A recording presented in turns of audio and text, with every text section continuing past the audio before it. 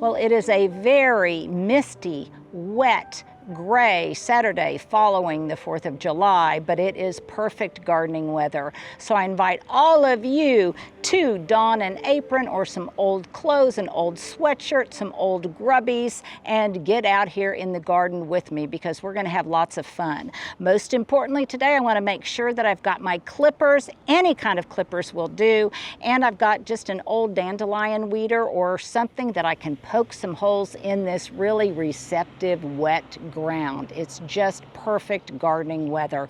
As you can tell from all of these white wedding hydrangeas, I mean, I'm going to call this a white July because they have just, well, they are just showing off big time, as are all of the white things that I've got planted in the garden. I couldn't be more pleased, though I do think we're all going to start mildewing pretty soon. What's interesting is what is great for some things ain't so great for other things, and I'm going to show you what I am talking about in today's video. We are going to garden in some forgotten places. We're going to do a follow-up on the new bed that I want to plant on the east side of the fence. Thank you so much, all of you. You were so helpful. I just love reading your comments. You gave me some great ideas, and it was really valuable. So we're all in this together. So join me and, well, let's get grubby out in the garden. What do you say? Let's do it. So this is something that I practically never, ever do in July, but it has been so mild and rainy. It's been misting all morning. We had another good rain yesterday, and that is I am starting to transplant some of my blueberries. Now, another reason why I feel fairly confident in doing this right now is because blueberries are very shallow rooted, and they also take to container gardening. So I'm going to try to remedy one of the issues that I've had in the back in my raised beds, in that some of the stuff in there just hasn't done well. And these are, even though they put out, look at all the berries they put out. I've already harvested most of them. But despite the fact that they have been productive this year, they're not being optimized. They're not reaching their full potential because they're way too crowded in here, especially now that we've had so much rain and everything is so lush. So I got out my little snee-bore shovel where I can do some targeted digging. And now I am taking these, and if you want to follow along with me, I've got my phone in my pocket because the light right now is just incredible, and every opportunity I can get, I'm taking a snapshot of something that is just really being showcased in this beautiful light right now. So come on around to the back, and I'll show you where I'm going to put them. And then, oh my gosh, we have opened a can of worms. And by we, I mean me talking about starting a new garden along the fence. And oh my goodness, we are all thinking alike. I got so many great recommendations, some of which I'd already kind of been thinking about. We're going to talk a little bit about some of those kinds of things in the plant material that I think we might want to put in there. But boy, have we opened a can of worms. And I'm going to be thinking about it, planning about it, dreaming about it, but it will not be implemented until next fall, or this fall, I should say. So come into the backyard. Well, I don't know that polka dots have been part of my signature style in my wardrobe in the past, but definitely they're going to be a signature touch this summer thanks to Classy. So I was really getting sick of my wardrobe at this time of the summer. You guys might be getting a little sick of yours too, and Classy comes to the rescue because every month they come out with a new launch, and their new launch right now are these super cute, comfortable tops, most of which are in polka dot. Now this skirt is also theirs. So you know the deal about Classy. It really puts a stop to Brahma trauma. If you're like me, especially in the summer when it's hot and you're sweaty and you want to, comfort is a priority. This first thing you do is take off your bra when you get home because it's either scratchy or it's just too tight or it just doesn't look very good. So these pieces of clothing really come to the rescue. So right now, and what I love about these is it gives you different options, different color options, but also different different strap options, whichever is the most flattering to you. This is probably my favorite. I've got it paired with this skirt from Classy. You can dress them up, you can dress them down. This one is in blue and white with this around the neck strap, but there are so many other ways you can wear them. So let's try a different look. Well, I love this brown and white. It's a little bit unexpected. Now you can dress this up a little bit more formally, even business attire. So I've got it styled here with some brown trousers, a little bit of a heel, and a blazer, which makes it work appropriate. But if you're going from day into night and you want something that's a little bit sexier for date night, then I think this top is really exceptional. It's got more of a traditional strap to it. If you are somebody like me that thinks arms can be kind of sexy, especially if they're kind of toned, then definitely this could be a look that's, well, it's just a little bit more romantic and perfect for a hot date night.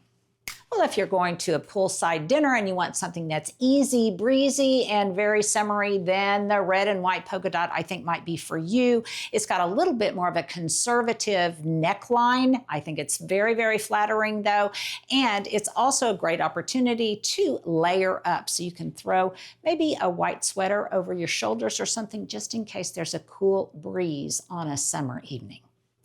Well, hardly anything makes it into my wardrobe if I can't also wear it out into the garden. And I think this black and white polka dot version is really summer chic and tray comfortable. It's also great because it can be layered. So if I get really, really hot, I can take off the upper layer. But if I want to protect my arms with something lightweight, a long sleeve shirt or something, then I can do that. Or if I want to be a little bit more modest, if I want to take off my boots and walk into town, switch out my boots for some tennies, then this might make it a little bit more restaurant appropriate. So I think it's really fun. This is the black and white version. If you guys feel inspired to incorporate some polka dot braless chic into your summer wardrobe, then just use the QR code here for 20% off your purchase and tell them that Linda and her polka dot sent you. Okay, so come on in, Stuart. And boy, this is a case where this quality of light makes all of these reds pop, especially to me, these kind of orangey reds in the sun passion and in the geraniums. So where I am going to plant these blueberries, and I've got one more in the front that I'm going to be digging up, is in this raised bed right here, because this stuff has just not really done well. I think that these have just gotten too much rain. I just think we have had too much moisture, and the stuff that I planted in here at the beginning of the season, I think it just, some of these things just drown. So I've got some dill in here right now, and I'm waiting for these flowers to dry into seeds, because dill is one thing you guys have been asking me is, what are the things that I missed from the other house? And one of them is I had lots of dill at my other house in the potager in the back, and I've really missed that. So I'm getting some seed, and probably this fall, I'm wanting it to start naturalizing a little bit in the front, but I digress. This is where I'm gonna be planting those blueberries. And what's nice about this is it gets morning sun, and it gets a little bit of late afternoon sun, but during the hottest part of the day, it's a little bit protected, and it's a little bit cooler, and I think that it might be a good environment for these blueberries. Plus, I think they'll look kind of cool in here. The other thing is they're looking a little bit chlorotic because of all the rain. So when I put them in here, I can give them a really good feed. I can amend the soil a little bit. One thing I've noticed is that with all of the rain, the level of the soil has really, really sunken down, and I want to remedy that too. So I'll put some fresh compost in here. Boy, this dill smells incredible. It's also, by the way, one of my favorite cut flowers. So this is kind of a dill and blueberry project. I'm going to be working on this, and of course I'll show it to you once I get finished. But you can see how some of the things in here, they just haven't grown much. I had some lettuce in here, and it just got very hot, then it got very cold, and well, it just hasn't done much. So I'm going to see what I can do. This is a case of 1, 2, 3, see which environment. I'm willing to move things 3 times to see if I can really make them happy. And while these haven't been unhappy, I definitely think I can give them a better quality of life.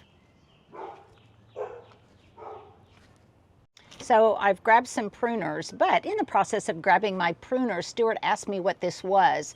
And this is actually a window, one of those latched windows, there's probably a specific name for them, on an old wooden boat, an old wooden Chris-Craft that my husband owned for years, and it finally fell into such disrepair it was really not worth the expense to fix it up anymore. But he kind of selectively kind of scavenged some of the really interesting things from the boat. This is one of them. That's mahogany around the rim, and definitely it needs to be refinished, and once it's been refinished, we'll have to do something interesting with that. I've got an idea in my head, but for right now, I just kind of like it as a garden ornament sitting there. So, and it should be fine outside. It is a boat piece after all. I'm going to be showing you a few more pieces off of that boat a little bit later, but I have changed the subject on you. So let's get back to our outdoor puttering. So there's a number of things that I'm cutting right now. One of them being some cuttings that I want to take now, thinking about the future. So in October, I am having a big a garden tour as a fundraiser for Oklahoma breast cancer research. And I'm doing that, so obviously for that garden tour, I want things to be really, really beautiful. It will be the first part of October, and of course I will let you know about tickets and all of that kind of thing. So what I'm wanting to do is start taking clippings of some things that I already have in my garden right now that can help me continue that color theme, that plant thematic throughout the back in other planters that I can then autumnalize a little bit. So what do I mean with all of that? And that is that here are some coleus cuttings that I took just a couple of weeks ago, and they've already started to take root just really, really aggressively. So what I'm doing is I'm just starting to take repeated cuttings as I deadhead over here. I'm taking repeated cuttings from the coleus that is in these 3 pots that also have heucherella and this beautiful limey carex. These pots have done exceptionally well, and I think it might be fun for the garden tour to have this entire plant stand just filled with maybe more of the same. Maybe adding some additional plantings to it, but it will just be really from one end to the other filled with all of this coleus, and I think it'll be really beautiful. And maybe I'll also stage some pumpkins in here in orange on this plant stand.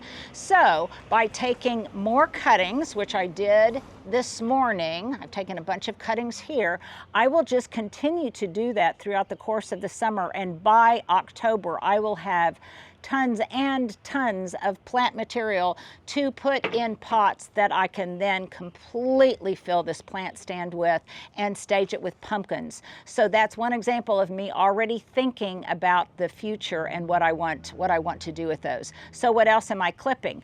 Well, this planter box over here, unlike these on this facade right here, these are doing really, really well in this box, and so I'm starting to clip some peppers. I've got some jalapenos here, and I've got my apron, so I can just drop these into my apron. I've got several jalapenos here. And what I used these in, one of the recipes was one that was up on my daughter-in-law, Mountain Millennial, on her Instagram page pretty recently. It was a corn salad. I've got a few tomatoes. I've got some cayenne peppers in both red and green. So even from a very, very small garden with raised beds, you can still get some stuff. And then I've got all sorts of oregano growing at the base that needs to be cut back. And I'm going to cut a bunch of this. I'm going to dry it And then I'm going to make some marinara sauce, and I'll be using a lot of this in it. So I'm going to cut this back. Ooh boy, is this fragrant. So I'll stick that in my pocket. I think later I'll come out and I will also clip some thyme, some lemon thyme. But here I've got a question of the day for you. So you may recall that I showed you where I had a pumpkin that had come up over here. I had one in the front, and now this one went to seed back here at the base of the olive tree. And it is, well, it's just so healthy that it kind of breaks my heart to pull it out. There are some flowers at the base. I don't know if they're male or female and would produce fruit or not. But here is my first question of the day. Should I tear it out or should I just let it go for a while? I could maybe selectively cut off some of the leaves so that it doesn't prevent light from getting into the things growing below it. So I guess that's my question of the day for you. That's number one. And then I've got some tomatoes over here. These are yellow plum tomatoes, I think. So I'll just clip a few of these, and I'm gonna watch these. I'm gonna add a little bit more soil to this. That's one thing about tomatoes. I could add soil all the way up to here, and it would probably just do nothing but improve their performance, because it will put out roots at all of the junctures of the leafy branch against the stem. I've also got some kind of waterlogged, but I've got some basil in here. By the way, these are all boxwood basil seedlings, and if I so choose, I could pot all of these up. What I'm going to do right now with my clippers is I'm just going to keep clipping them back. Maybe I should save those little guys to toss into a salad or into my marinara sauce, because this was one of the questions one of you had. How do I make them round to turn into little boxwood balls? Well, it's because as they go vertical, you just continually prune them. It's true of the boxwood basil, and it's also true of this purple dome basil that I've got right here.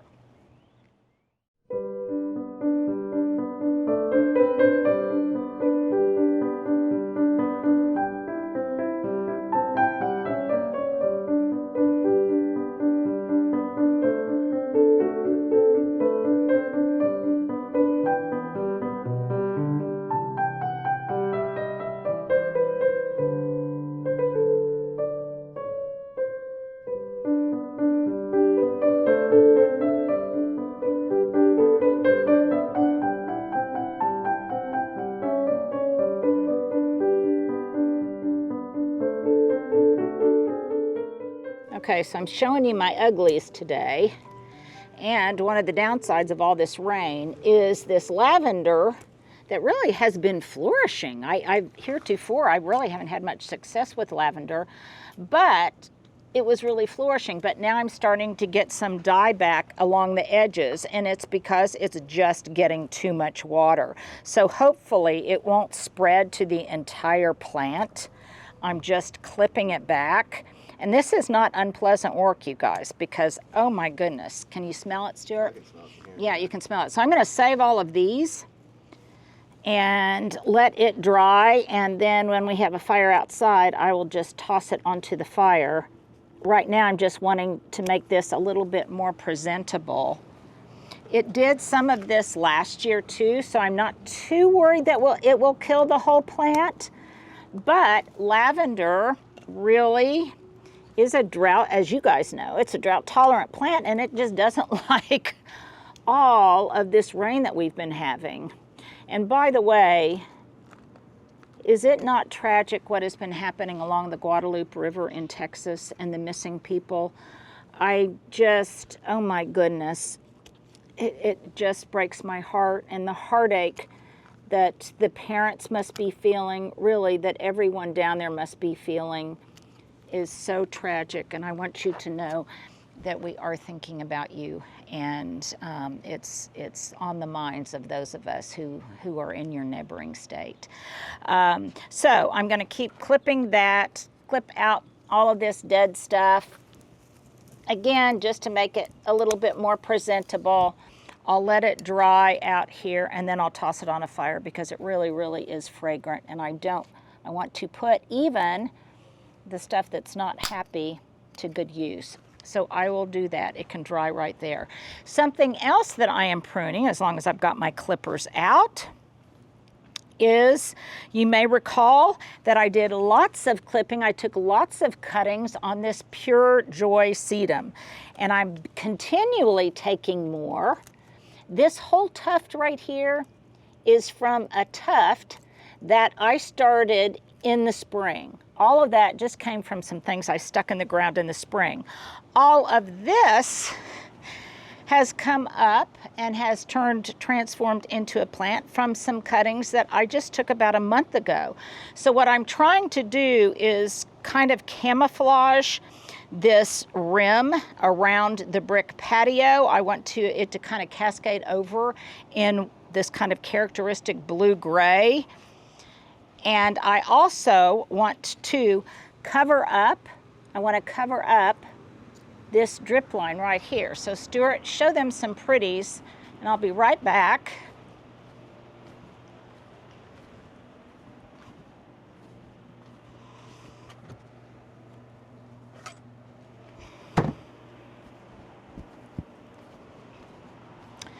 And this is as easy as just taking anything, I've showed you this before, just taking anything and poking it in the ground through the gravel. And now's a perfect time to do it because the soil is just so moist. I just remove some of the lower leaves, stick it in there. Magic, et voila.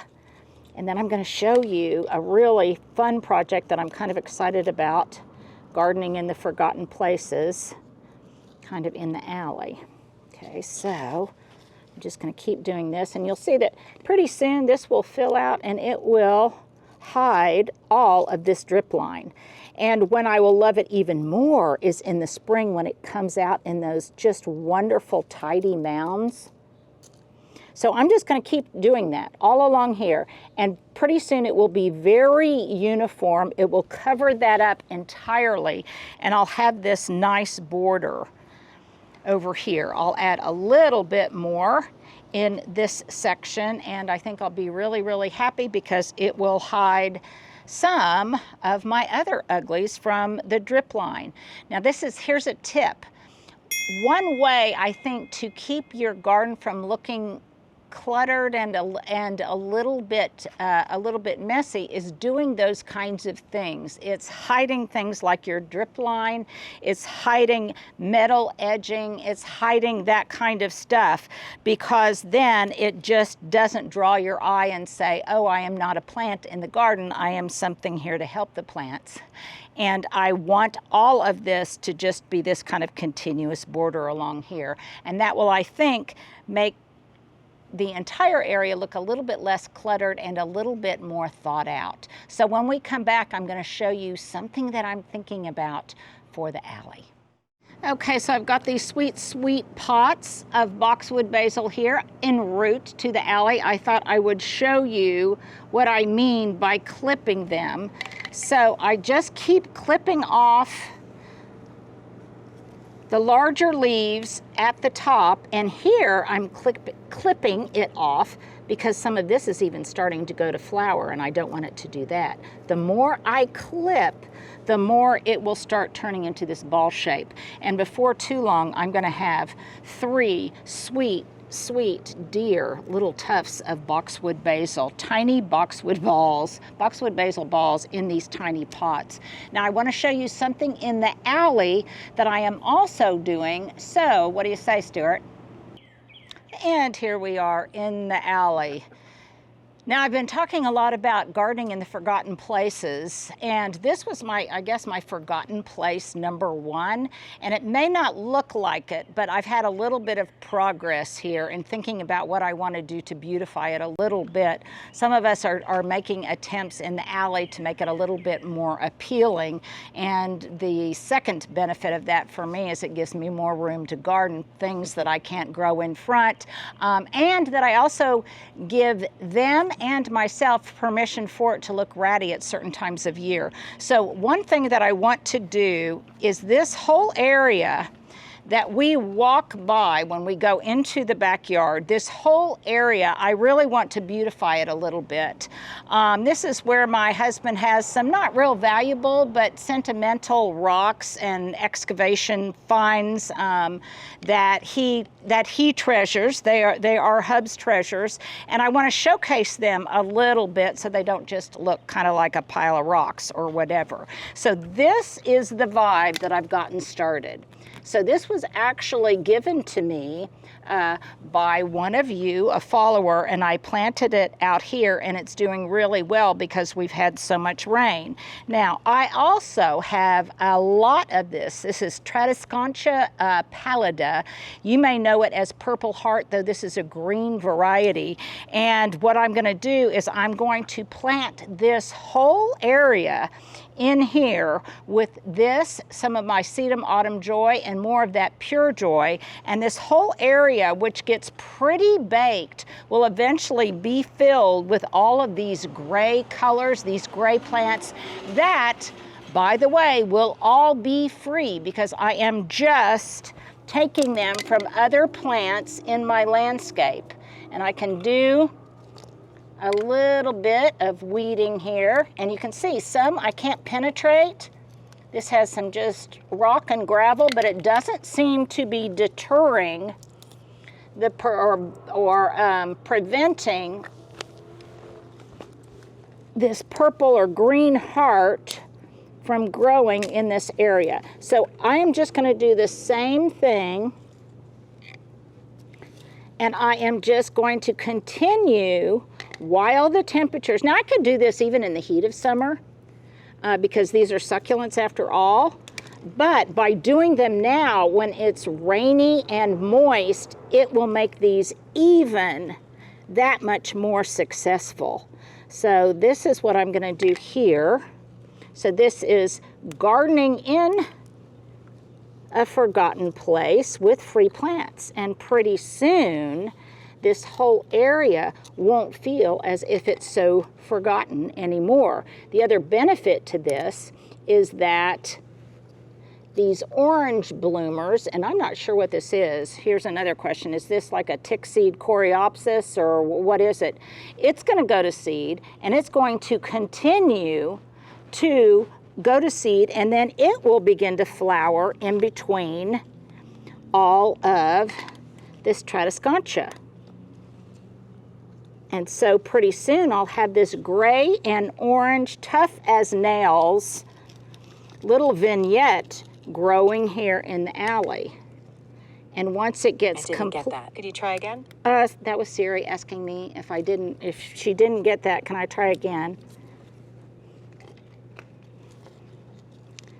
So in short order, I'm going to be able to fill this entire forgotten place up.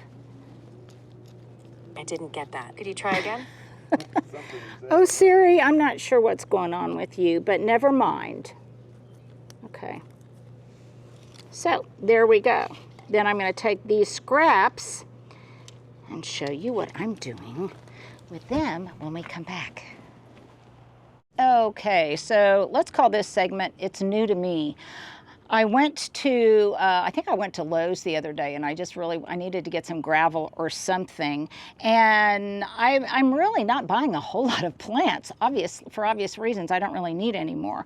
But I was absolutely captivated by this form. It's a variety of Russian sage, and it is called, what is called Little Spire Russian sage. I love its density. I love this hint of purple right here, which really repeats so much of what I've got going on in the garden. Looky here, it's beautiful in this white basket as a companion to this scaevola. But I think it's really, really fun, and it will be drought tolerant. I put it in a pot simply because I'm not sure where I want it to have a permanent place in the landscape, and I'll just keep it in a pot until this fall. It should be able to handle pot culture just fine until then. But here, Stuart, let's get a picture of my very, very dirty plant tag, Little Spire Russian Sage. And before we move on, I'm going to continue all of this business and some more sedums and things all up in here, in and around this rotting trunk of this old hackberry tree. And pretty soon this will be completely covered in gray and it will look pretty intentional. You may recall that earlier I also sprinkled some forget-me-not seeds in here, and I've seen a couple of them germinate. So in the spring, who knows, I may or may not have little forget-me-nots. It's a gardening risk I decided to take. So along here, in this very unpresentable area, you can see that I've had some success with minimal effort at all at getting some of the larkspur to go to seed. So what I'm going to be doing with lots of the cuttings of my Minoan lace, of some of my foxglove and things like that, is when I cut the stalks off that have dry seeds on them, I'm just going to lay them in this area and hopefully some of them will go to seed. I'm not that invested in it. If it performs, it performs. If it doesn't, it doesn't. But it is, again, a gardening risk worth taking. Ultimately, I think it will be successful. And here's evidence of a couple of things. So right here, I've got some celosia that I threw in here, and it's coming up. And then this area in here, well, I'm just taking weeds, some of my clippings. Periodically, I come out here and I just do this. And I'm going to let this all kind of compost in place. When it breaks down enough, I'll turn it over, and then this whole area, the soil will be improved. Actually, what I have noticed in digging in here is the quality of this soil is pretty good. It hasn't been cultivated. It's just been here with debris from the alley just kind of rotting along the edge. So ultimately, I'm thinking that I can get this a little bit more cultivated. I'm not going to be planning on watering a lot. It will just be a health strip that has to survive on its own, but I'm excited about the prospect. Part of that, again, is because we've had an inordinately wet year, and so I'm more optimistic than I would be normally, but I'm going to take advantage of these wet conditions and my optimism to maybe bring something to life. Stuart thinks that's funny. Okay. Yeah, because I'm not always optimistic this time of year. Okay, you can see that there's some more of that Tradescantia that I've planted in here. I'm going to be planting it all around in here. And then some kids came over the other day and they had some aloe cuttings, and they brought it to me, and some of it had a few roots on it. And I thought, well, you know what? I'm just going to stick it over in here. And at first I didn't think it was doing anything, but in the past couple of days, this that had previously been brown is greening up. You can see some of it in there too. Now, this is not frost hardy, and probably it will only make it through the year, but I think it's kind of a fun thing to contemplate. The other thing is, it's just fun for me to periodically in the afternoon when I don't know what to do with myself, I can just come out here, and anything that happens is a success. Anything that will happily go to seed of just some extra seed packs that I had that I just threw out here. If anything happens to them, I am thrilled. Likewise, I am thrilled to have a place to throw some of my plants that have died, knowing that they will break down and ultimately become compost in this area, improving the quality of the soil. I might even plant some daffodils or something in here. So this is an area in a forgotten place that I am definitely trying to turn into something that's not forgotten, but that is loved in the future. When we come back, I'm going to show you a few other things.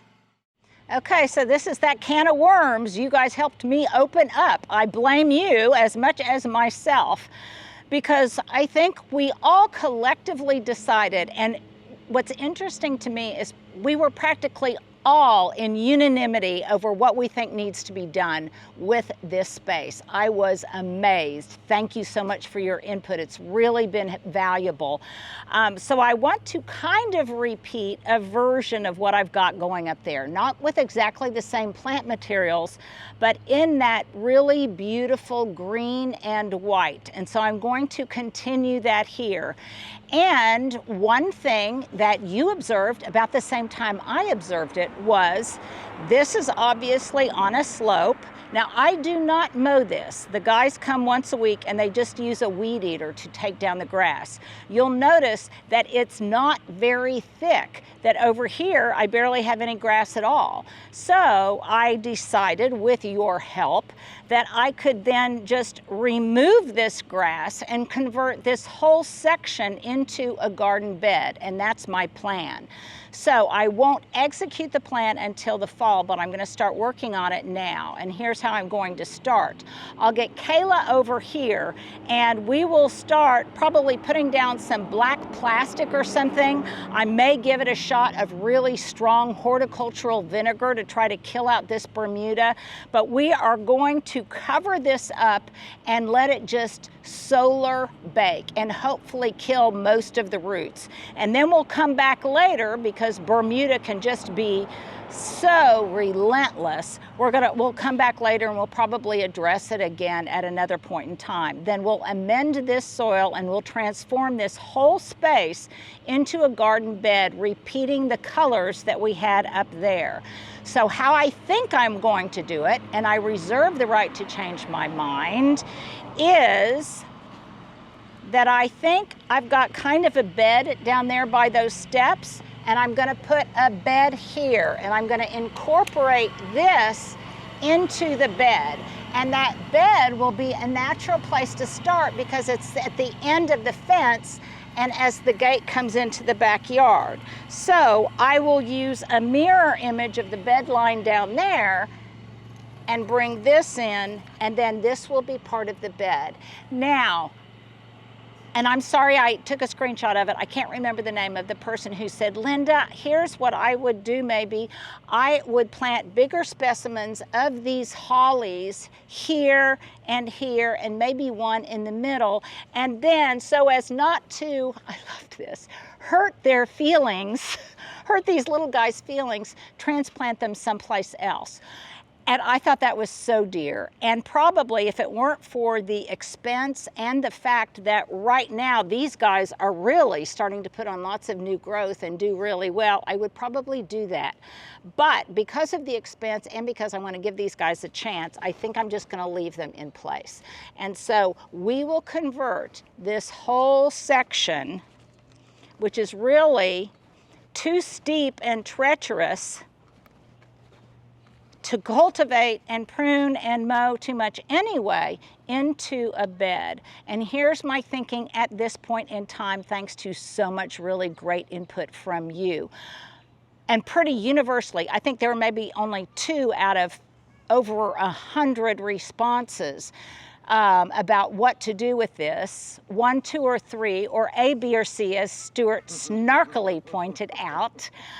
Pretty much it was universal to go with number 3 or C, and really make this another flower bed to kind of mimic the one up there. And so I'm going to do that with deep green plants. And by the way, because I not only want to not mow this right here because it's on kind of a treacherous slope, I'm also not going to want to prune it because it's kind of on a treacherous slope, or at least not have to prune it more than once a year. So whatever I put in here, I really want to be low maintenance. So I'm thinking a combination of boxwood, maybe another couple more hollies. Hi guys, hi. Happy 4th. Another couple more hollies and some more shrubs that all bloom in green and white. And on that list would include better boxwood, more hollies, a few white hydrangeas, some maybe Radiance or Miss Lemon Abelia because of the white and green variegation in those. I'm thinking about some Bridal Wreath Spirea, an old-fashioned plant, but I think something that could really, really be beautiful. And I can't remember, there are a couple of other things on that list too that I think could be kind of fun. I don't think I'm going to go with encore azaleas, white encore azaleas, though they would be beautiful, because this is probably going to only get drip irrigation. It's going to have perfect exposure because it will face east and get afternoon shade.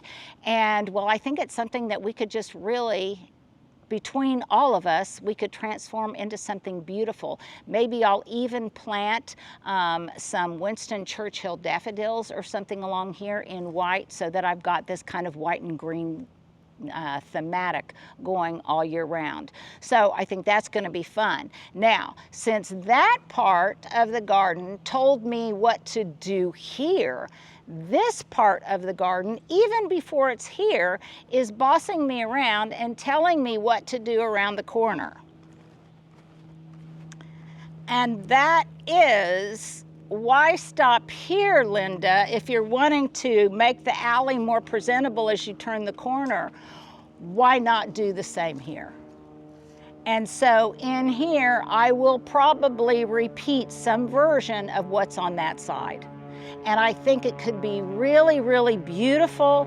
I think when you're coming from north to south down this street, I think this will be impactful and it will make the whole thing look more complete and more finished. I was so intent on getting the front yard and the backyard done when I first moved in that this was really an afterthought. Well, it is an afterthought no longer, but I do want you guys to be thinking about it right now. Tell me what your thoughts are on continuing this whole thematic around the corner. Okay, as long as I've got my clippers out, I'm going to start clipping some other things that have gone to seed, like this golden feverfew. Some of this, I will save some of that seed. The rest of it, I'm just going to toss in that garden in the forgotten place. I'm going to have to come up with a different name for that, the alley garden maybe. So you can see here that some of this golden feverfew seed has dried. This is really precious seed. I'm going to send some to my friend John. I actually sent some to, as a kind of a little thank you to Bunny Williams last week.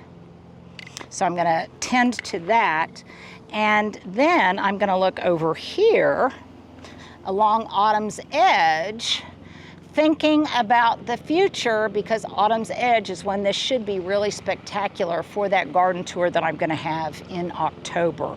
So I've been feeding some of this lantana, which will eventually bloom, and like this, begin to cascade over the edge. One thing I want to point out that I just kind of noticed this year was these apple blossom roses are so low maintenance, because what I've decided to let them do is I don't even really deadhead them, and yet they still pump out new buds. And what I'm also hoping they will do is, I am not deadheading them, but because I want them to start putting on some pretty rose hips that will be orange in the fall when I have my garden tour. At least that's what I'm thinking. So whether or not it cooperates, I don't know, but it is something that might be a possibility. The other thing is I wanted to give you an update on this sedum right here, because look, remember, Stuart, when I just added some of this here? And look at all of that. That's going to be a whole new plant in short order. And by next spring, you won't even been able to tell that it was something I just stuck in the ground. Same here. So what I might do is start taking some clippings from this. Look, it's getting ready to bloom. Take some clippings from this, and I might put some of this in the, let's call it the stumpery. We'll call it the stumpery and the rockery. And you can see there's more of it here. So I can cut it off right here, get this to fill out after it blooms, and just spread the love. Free plants, free plants. So by October, the obsessions will be resplendent. The apple blossom roses, I'll give them another feed. They will continue to be blooming in pink, Remember, pink for breast cancer research, in pink. These will be blooming, and I think it'll be really, really beautiful. And then I will selectively pluck in, plop in, whatever the expression is, some different really sweet pumpkins, maybe in white and kind of pink. So we shall see. But always think about the future as you're thinking about the present. That's one thing that I have learned, especially this year. So I appreciate you guys hanging out with me. It's been fun. It's cool. Stuart hasn't even been complaining about mosquitoes too much. And it seems like it's been a long time since I've really done tons of stuff in the garden. We've been a lot of different places, and well, I am just feeling happy to be back where I think I belong. You guys have a great Saturday. We'll see you tomorrow.